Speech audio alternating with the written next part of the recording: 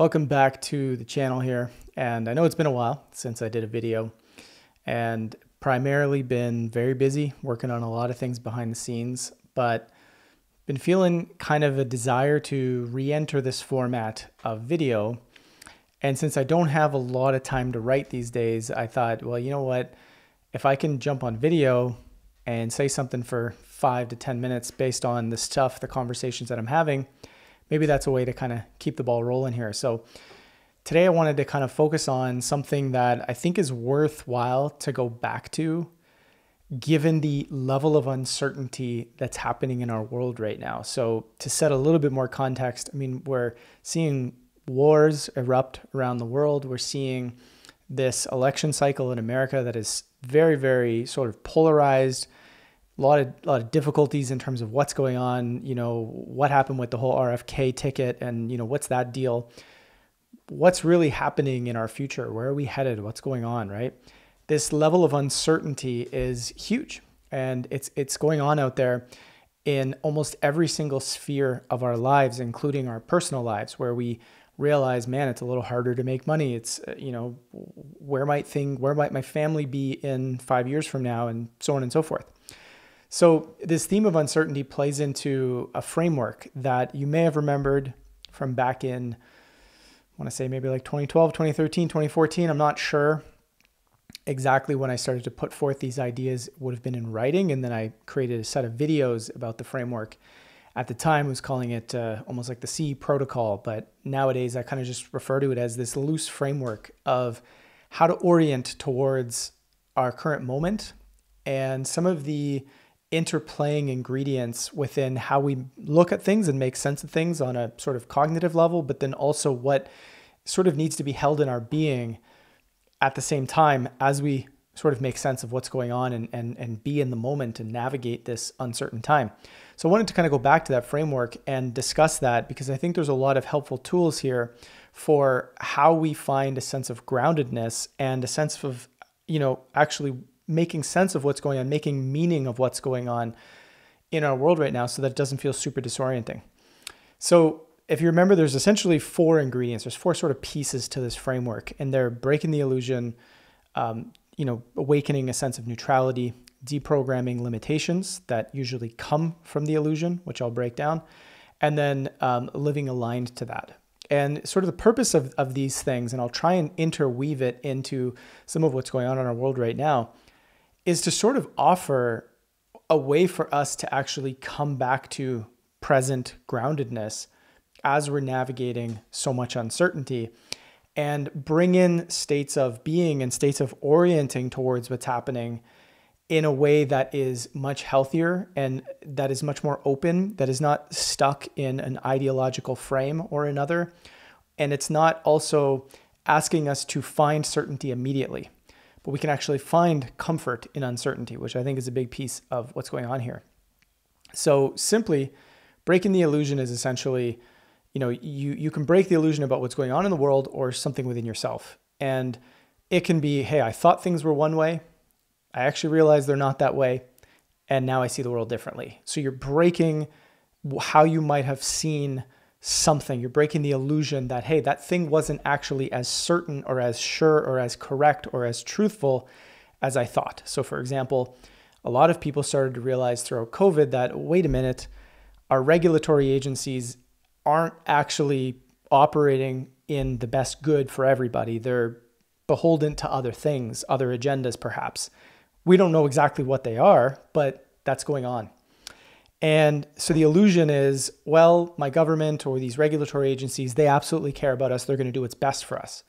That illusion was broken for a lot of people. Now that can cast you into this moment of feeling really ungrounded, really angry, really like, what the heck is going on? And in that discomfort, there's this urge, okay, what is the truth? What is going on? And that urge is actually a lot more physiologically driven from a survival point of view than we might realize. And so in that survival energy, there's a slight amount of desperation seeking a sense of groundedness, a sense of solid ground. And in that, we can sometimes just take on whatever the first well put together story or belief system around why these regulatory agencies or these governments are doing these things, we may just believe the first thing. Well, they actually just want to kill everybody, or, wow, there's a really long agenda towards, them wanting to just depopulate the whole planet, right? These are stories that people can sometimes believe in. Maybe there's some truth to them. Maybe there's not. Maybe there's other agendas and much more complexity at play. That's the point of awakening neutrality. Awakening neutrality after or while you are breaking the illusion is a way of orienting in a wise fashion towards, okay, I've broken the illusion. I'm humble to realize that, hey man, I was off on something. I didn't quite see the truth on something for quite a while. So let me, with neutrality, with a sense of openness, a sense of curiosity, a sense of playfulness, almost in a way, what is the truth? What is going on? How close can I get to that? How can I understand more of what I don't know and what probably isn't, such that we can move closer to understanding what might be? Because to get to a total truth is very, very difficult. So the sense of awakening neutrality is about kind of pulling the biases, the ideological tips, I'm a Democrat, I'm a Republican, I'm a libertarian, I'm all of these particular identities that we might have. It's kind of taking a step back and going, hold on, if I just try and look through the clearest lens as possible, because there's always going to be some bias going on, and that's okay. But if I'm in good faith, trying to look for the clearest lens possible, I'm not going to end up looking, in a sense, and I use this word almost playfully, I'm not going to end up looking foolish. Because the challenge and the big thing that you see a lot is sort of this, this must be the truth then. And I've broken the illusion on something. This person is awake. They've told me what the truth is. So this must be the truth. And then, you dive into another rabbit hole. And there's almost this sense of grandiosity towards taking the red pill and going down the rabbit hole. And this is the thing, right? But the truth is the vast majority of folks that go that hard end up in a very ungrounded place and end up believing things are so certain that are actually not. And it's because there's not a sense of neutrality and curiosity and openness there. There's a sense of whatever I can replace my old belief system with is what's kind of going to become my new worldview. And this is how we get caught up in jumping from thing to thing to thing to thing to thing. And so the idea of waking neutrality is to, with consciousness, with a sense of intentionality, actually orient towards, all right, I've broken the illusion on something. Let me find a sense of groundedness by being open to what's going on out there and not just jumping to conclusions. There's a lot that could be unpacked there, but that's kind of the general idea. So again, as we're trying to make sense of, let's say, the current moment with elections, or the current moment with what's going on with, say, RFK and the whole Trump situation and that kind of stuff, because a lot of people are talking about that, there's got to be a sense of openness. There's got to be a sense of, if there's a narrative that we're fully latched onto, it's going to change and limit the lens through which we see things and the details that are important and the details that change our narrative, right? When we lose a sense of neutrality and curiosity, what happens is we begin to avoid all of the factors that change the narrative we believe. So if there are, say, 10 pieces that make up a story, we might only look at 3 or 4 of them because the other 6 force us to change our narrative. So we pretend they don't exist, or we actually just filter them out and we don't even see or realize they're there because our mind is so focused in on this is the truth, right? About whatever issue. And so there's a sense of actually practicing being able to diffuse our attention and be open and notice where, in our own mindfulness and our own ability to understand ourselves, where we're getting stuck and where we're closing off and where we may only be siloed down this direction or one or another. And I've seen this happen so much in a lot of some big content creators out there over the last 4 or 5 years. And it's actually been very disappointing. I actually believe independent and alternative media is in one of the worst places we've seen in a very long time. That's a separate discussion, but there's a lot of stuff to unpack there. The other piece to this, of course, is we awaken the neutrality piece, and then we start to deprogram the limitations. Or what we're seeing here is what else might be possible? What else might we be capable of? How else might humanity do something? Or if that thing that I believed about the illusion is not true, well, what else could be possible for us in a particular direction or not, right? So it's like exploring possibility without having an ideology come and crash it down, right? What else could we be capable of as a society, right? And we can only really get there to that point of exploring that if we're going back and forth between these ingredients, right? So there's a sense of neutrality, there's a breaking an illusion of that. Then we might say, okay, well, if that's the illusion and that's broken, and I maintain the sense of neutrality, and I look over here and I'm starting to say, okay, well, what else might be possible? And then I realize, oh man, there's another illusion that I didn't realize was an illusion. I break that, I maintain that sense of, and so you notice there's this palpitating sort of feeling back and forth, noticing these different ingredients. And when it comes to this deprogramming the limitations, it's like, we see this a lot when people look at, okay, so capitalism and the societal design may have some issues. Okay, well, instead of what else might be possible, there's a constriction around, well, hold on a second. Anything else is just socialism, communism, or some other ism that's bad, right? And so none of those things are possible because we can't. Humans are bad. We take advantage of each other. Power is always evil. And, and so we start, these are all the limitations about humans that we learned from the illusion, right? The illusion is that our society and societal design is the best we can do, right? And it's based on human nature. That's one of the deepest illusions that we're believing. So of course, from that illusion, we develop an idea, a belief system that, well, hold on, there's no other societal design that is good, right? What we have now is the best. And the only problem that we have is the leaders. The leaders are bad. They're evil. They're all bad people. If you look long enough, you start to realize that that's not true, right? There's more complexity there. So we can see here that like deprogramming the limitations is also watching, hey, what have I come to believe about human beings, about the nature of the system, about the nature of ourselves as just what are we capable of as beings? Are we always just going to be these competitive, angry, blah, blah, blah? Why do I even believe that? Where does that come from? This is the depth, in my view, of the level of questioning that has to go on as we're shifting our consciousness as beings towards a better society, but towards a thriving society.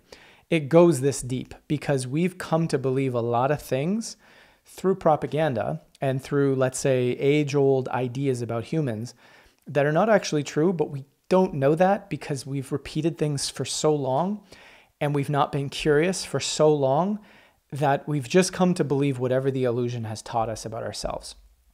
So there's always a sense of deprogramming the limitations about anything. This concept can be applied to anything like, oh, we've come to believe that energy, what we have for energy out there, energy production, is whatever we're using is what we have. Well, how do we know that to be true, right? How do we know that we have to scale back so much that we can make renewables work? Well, we've come to believe within the illusion that there is no other option. But if you look closely and you listen to enough things and you've seen what I've seen, which is technologies that aren't, using wind or solar or geothermal, but they're pulling either from the ether or they're pulling through other forms of energy production, which is, in the case of what I've seen, is magnetic. You start to realize that, oh, actually, we have the potential for limitless energy capacities, or almost limitless. That once you see that, it no longer can fit into the narrative that, well, we got to go down the path of renewables, right? And so there's a sense of, you can see this concept applies to a lot of things, and we're always kind of going back and forth. And then when we live aligned to that, which is the fourth piece to this, the fourth ingredient, it means that you're doing that palpating that I was just referring to. You're living aligned with these concepts that are always interchanging and are always going back and forth. A sense of inner transformation and the external world affecting our inner transformation and our inner transformation affecting the external world. I'm getting into a fight with this thing, but you can see what I'm saying here, right? It's like it's not this thing happens, then that thing happens. They're palpating, they're working together. There's a coherent flow between these ingredients that are happening at the same time. And this level of thinking, if you get into this and you play with this through the ways that C has explored it for many, many, many years, which is an embodied way of doing this. I'm embodying these practices. I'm noticing how I feel when I come up against a piece of information.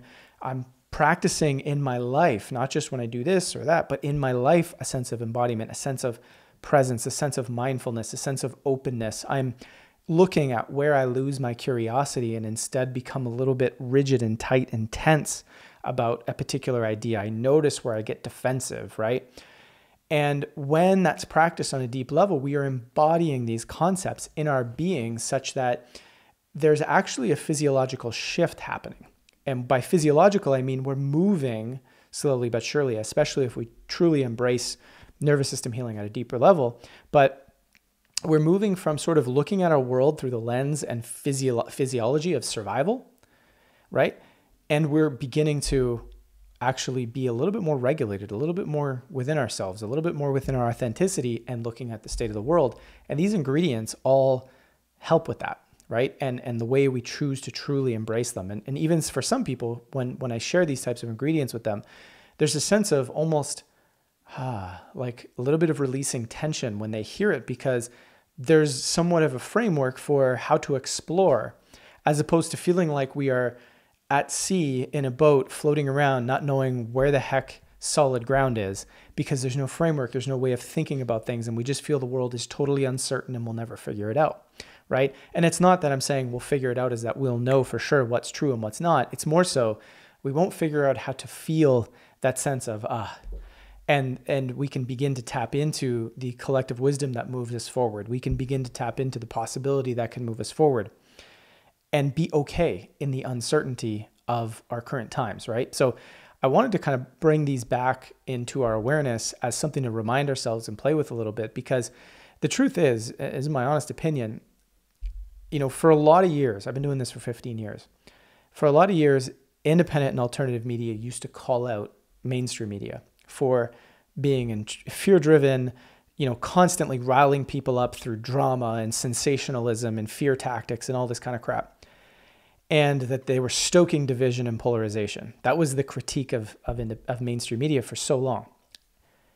Over the last 5 years, I've watched independent and alternative media, for the most part, almost all of the brands out there, including the individual influencers, degrade into the exact same behavior, where they are no different than the mainstream media that's been using division, polarity, fear, sensationalism to rile people up. And what I've noticed is that the sort of independent field now and sort of the alternative field is just as in survival mode, panicking about the state of the world and that the sky is always falling, to the same degree as the folks who are too tied into mainstream media.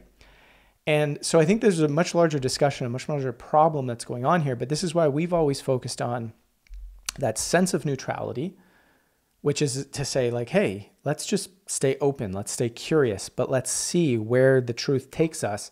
And let's not get riled up in the fear and the physiology, which is why we always kind of had that thing on the website where it would be like, hey, sense into your body, take a moment to connect to the present moment, and then engage with the content, right? There's a lot to unpack in what's going on there. But the point is that there's a sense of we don't want to be taken over by our survival physiology all the time when we're orienting to what's going on in the world.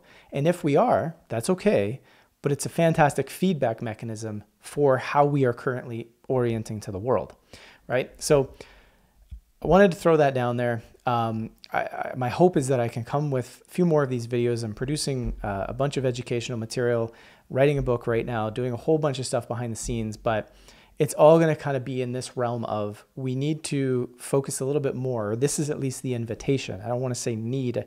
The invitation here is to focus more on how can I work on settling my physiology down while still engaging with the world and not allowing the world to decide how I'm supposed to feel. Or the other option is sometimes it's so difficult to settle our physiology that we decide I'm not going to look at all at what's going on out there, which is okay for a short period of time, but at some point we have to live in the world, right? So we want to build that resilience. We want to build that capacity. So there's a book, a course coming out on this type of stuff, but I wanted to throw this out there today, get back on some content production here, and we'll keep the ball rolling. But it's good to be back, and please let me know what you think in the comments.